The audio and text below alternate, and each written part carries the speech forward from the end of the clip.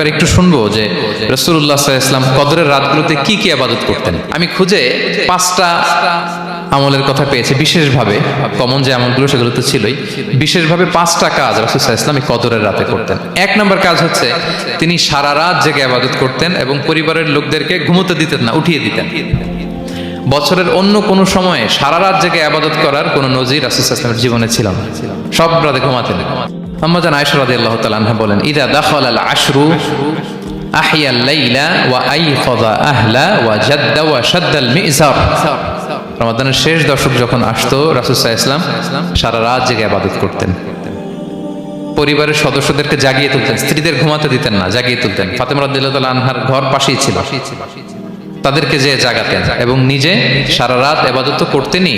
জাদ্দা ওয়া শাদ্দাল মিযজার, খুবই বলিষ্ঠ ভাবে, খুব মজবুত ভাবে কোমরে গামছা বেঁধে নামার একটা এক্সপ্রেশন এখানে দেওয়া হয়েছে। মিযজার, ইজহার মানে হচ্ছে বাংলা করলে হয় লুঙ্গি। লুঙ্গি আমরা যখন খুব শক্ত কোনো কাজ করতে যাই তখন তারা কি করে, খুব টাইট করে লুঙ্গিটা বাঁধে। তার মানে বোঝানো হচ্ছে রাসূল সাল্লাল্লাহু আলাইহি ওয়াসাল্লাম কোমরে ভালো করে লুঙ্গি বেঁধে বা গামছা বেঁধে আটকাট বেঁধে নামতেন শেষ 10 দিনের জন্য। এই সময় তিনি মানে কাউকে কেমন যেন চিনতেন না, সবসময় ইবাদতে মগ্ন থাকতেন। এটা আমরা করতে পারি যে শেষ 10 দিনে, আর যেহেতু 3 দিন বাকি, আমরা একটা স্পেশাল প্ল্যান করতে পারি যে আমরা আমাদের সর্বোচ্চটুকু উজাড় করে দিয়ে লাস্ট 10 ডেজ অফ রমাদানের এই বরকত আমরা হাসিল করবো, এটা যেন আমাদের মিস না হয়।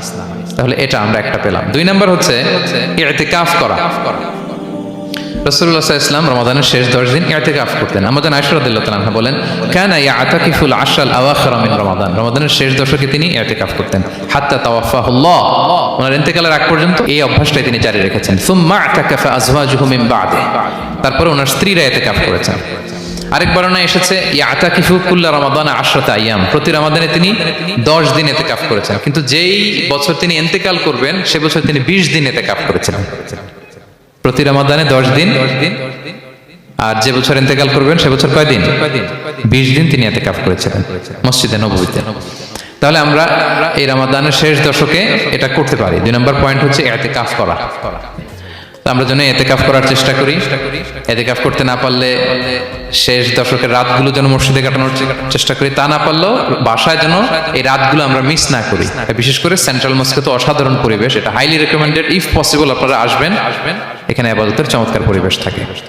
3 নম্বর হচ্ছে রাসূল সাল্লাল্লাহু আলাইহি ওয়াসাল্লাম এবং জিবরাইল আলাইহিস সালাম যৌথভাবে কোরআন রিভিশন করতেন। খুব ইন্টারেস্টিং। সারা বছর যেটা নাজিল হতো রমাদানে জিবরাইল আলাইহিস সালাম রাসূল সাল্লাল্লাহু আলাইহি ওয়াসাল্লামকে শোনাতেন, রাসূল সাল্লাল্লাহু আলাইহি ওয়াসাল্লাম জিবরাইল আলাইহিস সালামকে শোনাতেন।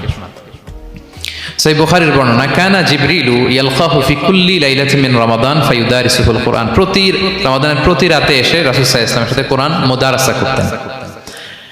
সহিহ মুসলিমের বর্ণনায়, আন্না জিবরিল কানা ইউআরিদুহু বিল কুরআন কুল্লা আমিন মাররা, প্রতি বছর রমাদানে একবার শোনাতেন বা শুনিয়েছেন। যে বছর তিনি ইন্তেকাল করবেন তিনি 2 বার শুনিয়েছিলেন। আরাদা ইউআরিদু মানে এটা ফ্রম বোথ সাইড। আরবি শব্দটা এমন যে জিবরাইল আলাইহিস সালাম শোনাতেন, এরপর রাসূল সাল্লাল্লাহু আলাইহি ওয়াসাল্লাম জিবরাইল আলাইহিস সালামকে শোনাতেন। কোরআন রিভিশন করা। তো এই শেষ দশকের রাতগুলোতে আমরা যেন বেশি বেশি কোরআন পড়ি।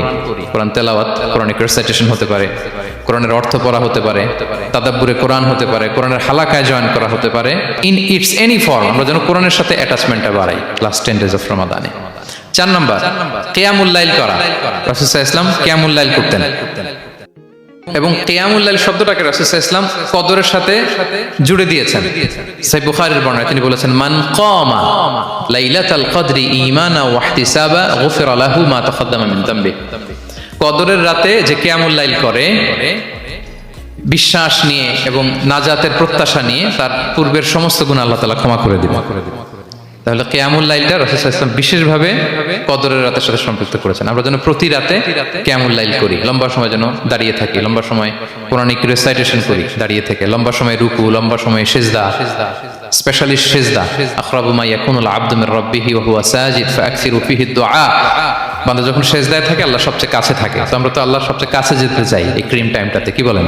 আমরা যেন লম্বা সময় সিজদাতে থাকি।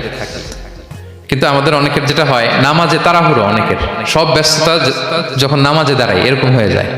রাসূল সাল্লাল্লাহু আলাইহি ওয়াসাল্লামের সালাত যদি আমরা খেয়াল করি, বিশেষ করে কিয়ামুল লাইলে এত যে সুন্দর ছিল। আম্মা জান আয়েশা রাদিয়াল্লাহু তাআলা আনহাকে জিজ্ঞেস করা হয়েছিল যে, হে আম্মা জান, রাসূল সাল্লাল্লাহু আলাইহি ওয়াসাল্লামের কিয়ামুল লাইল কেমন ছিল?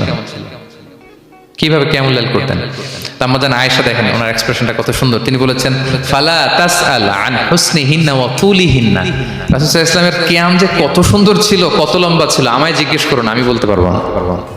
আমরা অনেক সময় যখন খুব বেশি চমৎকার কিছু হয় তো আমরা কি বলি, ভাই এত সুন্দর ছিল আমি বোঝাতে পারবো না, এরকম বলি না যে এত অসাধারণ আমি বলে বোঝাতে পারবো না। বাংলাতেও কিন্তু আমরা বলি এত চমৎকার বলে বোঝাতে পারবো না, শব্দের বুননে ভাষার বুননে আমি ফুটিয়ে তুলতে পারবো না। তো আমাদের আয়েশা এটাই বলেছিলেন ফালা তাসআল আন হুসনিহিন্না ওয়া তুলিহিন্না। রাসূল সাল্লাল্লাহু আলাইহি ওয়াসাল্লামের রাতের নামাজ কিয়ামুল লাইল যে কত সুন্দর ছিল, কত দীর্ঘ ছিল, লম্বা ছিল, আমায় জিজ্ঞেস করো না, আমি বলে বোঝাতে পারবো না। সুবহানাল্লাহি ওয়া বিহামদি। সো আমরা যেন লম্বা সময় কিয়ামুল লাইল করি। আমাদের আয়েশা রাদিয়াল্লাহু তাআলা আনহা আরো বলেন কানা ইয়াকুমু মিনাল লাইলি হাত্তা তাতাফাত্তারা কদামা। এত দীর্ঘ সময় দাঁড়িয়ে থাকতেন, থাকতে থাকতে ওনার পা ফুলে যেত, পা দুটো ফুলে যেত। আপনিও দীর্ঘ সময় দাঁড়িয়ে দেখেন যে পায়ে ঝিম ধরে যাবে, পা ফুলে যাবে, এটা করতেন রাসূল সাল্লাল্লাহু আলাইহি ওয়াসাল্লাম। তো আমাদের আয়েশা বলেন ইয়া রাসূলুল্লাহ লিমা তাসনাউ হাযা ওয়া কদ গুফিরা লাকা মা তাকদ্দামা মিন যামবিকা মা তাআখার। আপনি এত কষ্ট কেন সহ্য করেন নিজের দেহের উপরে? আপনার তো আগের পরের সব গুনাহ মাফ। আদত তো রাসূল সাল্লাল্লাহু আলাইহি ওয়াসাল্লামের গুনাহই নেই, তিনি নিষ্পাপ। এত কষ্ট কেন করেন? আপনার আগের পরের সবই তো মাফ করে দেয়া হয়েছে, কেন করেন? রাসূল সাল্লাল্লাহু আলাইহি ওয়াসাল্লাম উত্তর করেছেন আফালা উহিব্বু আন আকুনা আবদান শাকুরা। আয়েশা, আমি কি শুকরগুজার বান্দা হতে পছন্দ করব না? আল্লাহ তাআলা আমাকে তার রহম এবং করমে সব মাফ করে দিয়েছেন, কিন্তু আমি কি শুকরগুজার হব না? আমি কি আমার রোলটা প্লে করব না? আমি কি নিজেকে সঁপে দেব না আল্লাহ তাআলার কাছে জায়নামাজে? তো এটা ছিল সংক্ষেপে রাসূল সাল্লাল্লাহু আলাইহি ওয়াসাল্লামের কিয়ামুল লাইলের ধরন। এইভাবে তিনি দীর্ঘ সময় কিয়ামুল লাইল করতেন। আমরা যেন এটা করি। সেন্ট্রাল মস্কে কিয়ামুল লাইল এবছর নিশ্চয়ই হচ্ছে, আমরা যেন অংশগ্রহণ করি। 5 নম্বরে রাসূল সাল্লাল্লাহু আলাইহি ওয়াসাল্লাম দোয়া করতেন। এই কদরের রাতগুলোতে খুব বেশি বেশি দোয়া করতেন। দোয়া নিয়ে আমরা একটা জুমার খুতবা দিয়েছিলাম, সেখানে আমরা বলেছিলাম যে দোয়া হতে হবে খুব আন্তরিক দোয়া, রোবোটিক দোয়া যেন না হয়। আপনার আবেগ, ভালোবাসা, মনের মাধুরী মিশিয়ে, চোখের পানি মিশিয়ে, অশ্রু সিক্ত করে এই দোয়াটা করতে হবে, তাহলে সে দোয়া আল্লাহর কাছে কবুল হবে। আমরা যেন আমাদের ভাব, আবেগ সব ঢেলে দিতে পারি আমাদের দোয়াতে, আমাদের সিজদায়, আমাদের কিয়ামুল লাইলে। এবং যে কোনো ভাষায় কোরআনিক দোয়াগুলো রেকমেন্ডেড, হাদিসের মাসুরগুলো রেকমেন্ডেড। তাছাড়া আপনার নিজের ভাষায় আপনার কি চাওয়া, আপনার কি আকাঙ্ক্ষা, আপনার মনের কষ্ট, যাতনা সবকিছু আপনি আল্লাহ তাআলার কাছে পেশ করুন। এবং আম্মা জান আয়েশা জিজ্ঞেস করেছিলেন ইয়া রাসূলুল্লাহ, আমি যদি কদর পেয়ে যাই আমি কি বলবো এ রাতে?